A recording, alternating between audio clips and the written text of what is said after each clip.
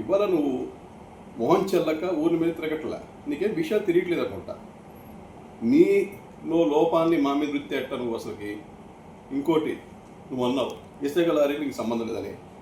నీకు దమ్ముంటే నీకు సవాల్ ఇస్తున్నా, కాణిపాకం వెళ్దాం రా, ఇసుక లారీలకి నీకు సంబంధం లేదు మీ పార్టీ వాళ్ళకి ప్రమాణం చేయి. నీకు కానీ మీ అన్నలకు కానీ నీ మూడుకు కానీ సంబంధం లేదనే ప్రమాణం చేయి. నేను చేస్తా, నువ్వు చెప్పు టైం, నేను చెప్పండి చెప్తా, పోయి చేద్దాం. కాణిపాకంలో పోయి ఆ ఇసుక కానీ అక్కడ జరిగే బియ్యం స్మగ్లింగ్ యాక్టివిటీస్ కానీ ఏదన్నా కూడా నాకు సంబంధం లేదని నేను ప్రమాణం చేస్తాను. నువ్వు వచ్చి చెయ్యి, నువ్వు చెప్పు టైం, నేను వస్తా ఆడే టైంకి. నీలో ఉన్న నిశుద్ధత కానీ అప్పుడు చూద్దాం.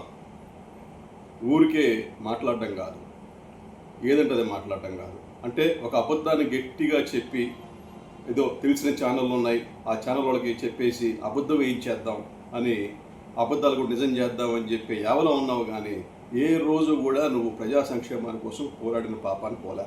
నాకు తెలిసి నువ్వు 12,000 రూపాయల అద్దె కొంపు నుంచి ఇవాళ ఊరికి ఒక ఇల్లు కట్టుకున్నావు.